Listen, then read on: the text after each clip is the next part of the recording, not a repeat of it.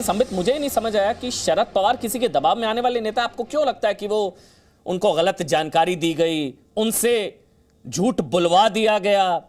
अभी रविशंकर प्रसाद कह रहे थे कि उन पर दबाव था। आपको ऐसा क्यों लगता है कि उन्होंने खुद नहीं कहा, उनसे बुलवाया गया? देखिए अमन भाई, कुछ दिनों से महाराष्ट्र में जो हो रहा है ये पूरा हिंदुस्तान मीडिया के माध्यम से देख रहा है। और मैं एक बात आरंभ में ही स्पष्ट कर दूं, ये केवल वसूली का मामला नहीं है, ये केवल 100 करोड़ के वसूली का विषय नहीं। यह विषय बहुत ही अपने आप में चिंताजनक विषय है। इसमें बॉम्ब का विषय भी है। एंटीला के बाहर एक गाड़ी में भरकर बॉम्ब रखे गए, अर्थात एक टेरर एक्टिविटी को अंजाम देने की कोशिश की गई। यह विषय मनसुख हिरेग नामक एक व्यक्ति को प्लांट करने की कोशिश और आगे चलकर उसकी हत्या जिस प्रकार से हुई है उसका पोस्टमार्टम रिपोर्ट भी आपने दिखाया है, तो यह हत्या भी है, बॉम्ब का विषय भी है। इसमें एक एसयूवी के कई गाड़ियां मिली। एक पुलिस ऑफिसर जो पहले निलंबित था, बाद में उसको रीइंस्टेट किया गया सचिन वाजे के घर से। मशीन जो रुपया पैसा गिनता है वो मशीन इन गाड़ियों के अंदर थी, वसूली भी चल रहा था। 100 करोड़ का विषय, पुलिस कमिश्नर भी इन्वॉल्व थे। देखिए, मैं तो आज सवाल पूछता हूं कि ये एमवीए जो है, महा तथाकथित विनाशकाली अघाड़ी जो है, ये सरकार चला रही थी या यहाँ अंडरवर्ल्ड चला रही थी? अंडरवर्ल्ड के सारे कंपोनेंट यहाँ मौजूद है। और देखिए, ऐसा नहीं होता है कि शरद पवार जी को मालूम नहीं होगा। जिस प्रकार से सचिन वाजे का सारा विषय कमिश्नर को मालूम था, कमिश्नर का सारा विषय होम मिनिस्टर को मालूम था, होम मिनिस्टर का सारा विषय मुख्यमंत्री उद्धव जी को मालूम था, ठीक उसी प्रकार आप देखिए चिट्ठी में भी लिखा गया है कि कमिश्नर ने एनसीपी के चीफ शरद पवार और उद्धव ठाकरे दोनों को ही मैंने अवगत कराया कि वसूली के लिए दबाव बनाया जा रहा था। ये कहीं न कहीं एक बहुत बड़े षड्यंत्र को छिपाने की साजिश है और इस साजिश की शुरुआत अनिल देशमुख से होती है। कहां जाके आगे रुकेगी यह पूरा एनआईए के इन्वेस्टिगेशन और सुप्रीम कोर्ट में भी केस है, सारा विषय आगे मालूम पड़ेगा। मुझे बताइए ना, शरद पवार को सही जानकारी नहीं दी गई, उनके मुंह से गलत बातें निकलवाई गई, उन पर दबाव था, वो बहकावे में आए, उनसे बुलवा दिया गया। इसका क्या मतलब शरद पवार इतने सीजन पॉलिटिशियन, उनसे सीनियर कौन है पॉलिटिक्स में, वो किसी के बहकावे? आपको क्यों ऐसा लगता है उन्होंने दबाव में आकर बचाया? हो सकता है वो बचा रहे हो, आपको ऐसा क्यों लगता है कि वो दबाव में आए होंगे किसी के? मैं ये पूछ रहा हूं, क्यों आप सीधा उनको नहीं टारगेट कर रहे हैं कि उन्होंने बचाया और उन्होंने अपनी मर्जी से बचाया? आप कह रहे हैं कि उन पर दबाव था, गलत जानकारी दी गई, ऐसा क्यों संबित? देखिए, दबाव में आके कौन इंसान बचाता है? हर कोई व्यक्ति और खास करके हर कोई राजनेता चाहता है कि उसकी जो क्रेडिबिलिटी है, उसका जो साख है वो बचा रहे, उस पर किसी प्रकार की धब्बा न लगे। दबाव में आकर वही व्यक्ति बचाता है जो कहीं ना कहीं संलिप्त होता है पूरे इन विषयों में।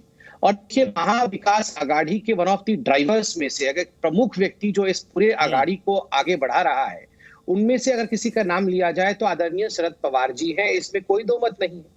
हमने प्रेस कॉन्फ्रेंस के समय भी देखा, जब शरद पवार जी से ये पूछा गया कि अनिल देशमुख जी तो उस समय आप तो कह रहे हैं हॉस्पिटल में थे, मगर उसी 15 तारीख को वो प्रेस कॉन्फ्रेंस कर रहे थे, तो कहीं ना कहीं शरद पवार जी भी हतप्रभ रह गए, उनके पास भी उत्तर नहीं था। तो दोनों पक्ष है, कहीं ना कहीं उन्हें पूरी तरह से ज्ञान दिया नहीं गया है। एक बहुत बड़ा दबाव कांग्रेस, शिवसेना और उनके खुद की पार्टी की भी है कि किसी भी कीमत पे बचाव करना है अनिल देशमुख जी का। और दूसरी तरफ वह भी सच्चाई को जानते हैं कि वास्तविक रूप में किस प्रकार से उगाही हो रही थी, क्योंकि उनको भी चिट्ठी लिखी गई थी और कमिश्नर ने उनको भी बचाया था।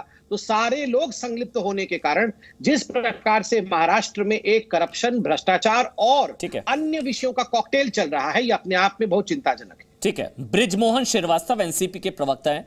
बृजमोहन जी, शरद पवार को गलत जानकारी दी गई, गलत तथ्यों के आधार पर जल्दबाजी में नहीं उतरा है वो मैदान में अनिल देशमुख को बचाने के लिए?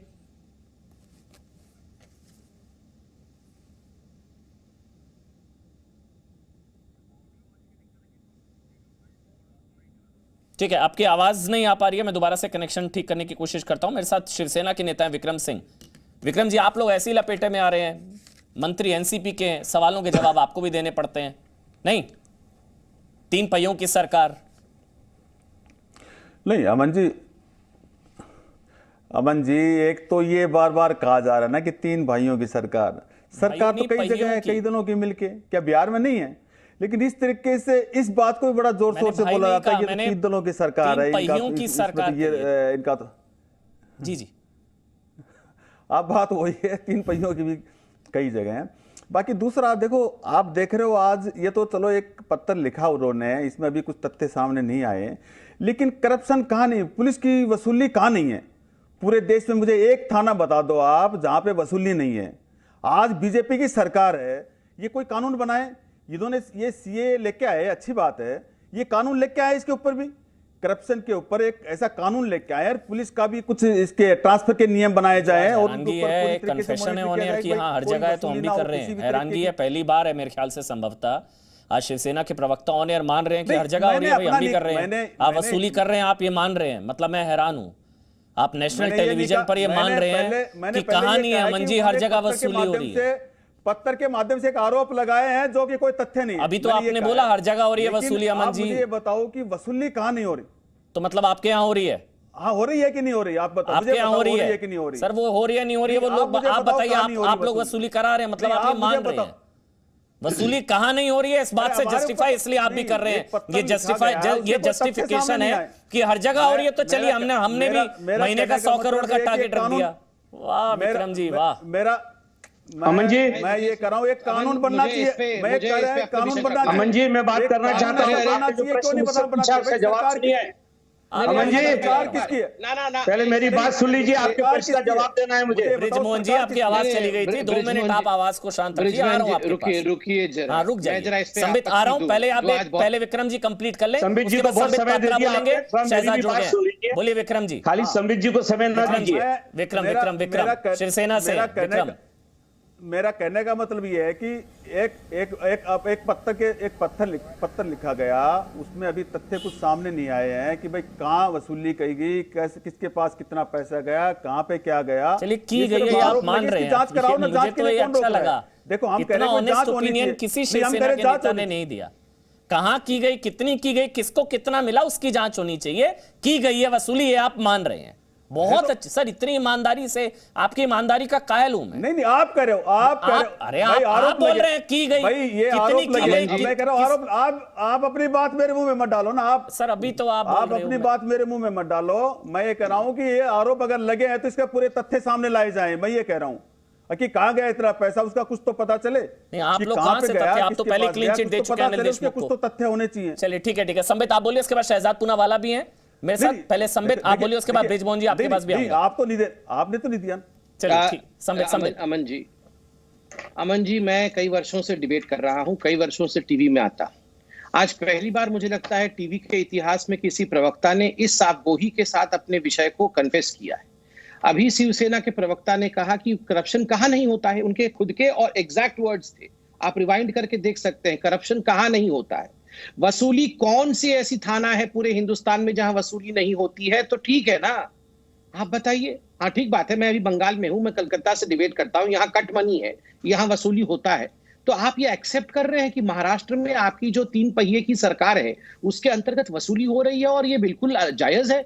ऊपर से आप इनकी बेशर्मी को देखिए, ये कह रहे हैं कि बीजेपी सरकार की गलती है, एक कानून मैंने ये नहीं कहा। सर एक सेकंड रुकिए, आपने कहा कि बीजेपी सरकार क्या कर रही है, कानून ये वसूली लेके आओ, मतलब आप वसूली करोगे, करप्शन के खिलाफ कानून है, ये आपको मालूम है कि नहीं? एंटी करप्शन लॉज होते हैं, एंटी करप्शन कानून है, ये आपको मालूम है कि नहीं है?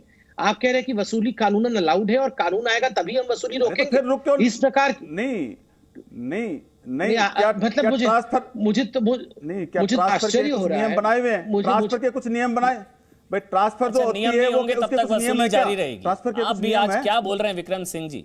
नियम नहीं तो वसूली जारी रहेगी। मैं वसूली कानून का डंडा चाहिए वसूली रोकने के लिए। आप मेरे मुंह में बात डाल रहे हो, कहां पे करप्शन? अरे भाई वसूली वाली बात तो आप मेरे मुंह में डाल रहे हो। कहां पर नियम नहीं है, आप बताइए कहां पर नियम? भारत की कॉन्स्टिट्यूशन में कहां लिखा हुआ है कि वसूली होगी, अलाउड है? और कहां लिखा हुआ है कि करप्शन के खिलाफ कोई नियम नहीं है? किसने क्या कमाल की बात है, आज आपने एक्सेप्ट कर लिया। आपने अभी कहा, फिर हो क्यों रही है?